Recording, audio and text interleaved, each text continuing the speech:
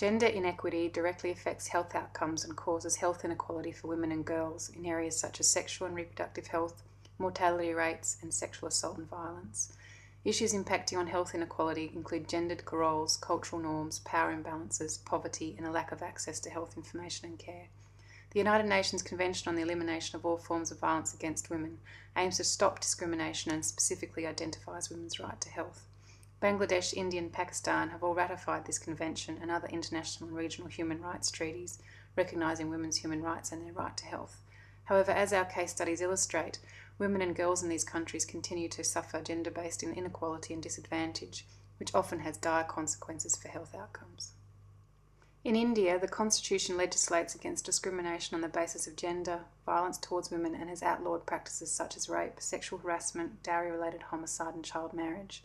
However, cultural bias and social discrimination are pervasive and have resulted in a vast gender imbalance. Socio-cultural issues impacting on women's human rights include a preference for boys and neglect of girls, acceptance of sexual abuse and violence towards women, and a pervasive culture of impunity towards those guilty of crimes.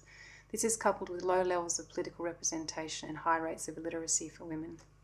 In Bangladesh, Indigenous women and girls lack human rights and have much worse health outcomes than their counterparts. They experience much higher mortality rates, poorer access to healthcare and education, lower rates of skilled birth attendance, and experience much higher rates of gender-targeted violence. Although Bangladesh has harsh punishments for perpetrators of violence, Indigenous women often do not report offences to police or medical personnel due to social discrimination and the provision of limited, if any, assistance and support to victims. However, in response to these human rights violations, Indigenous women have created their own movements to provide support for victims and advocate for equity and women's rights. Governments in all three countries have been working to address gender inequalities through legislation and policies. However, there are significant implementation issues, and addressing the underlying socio-cultural factors related to a male-dominated and patriarchal society is a major challenge.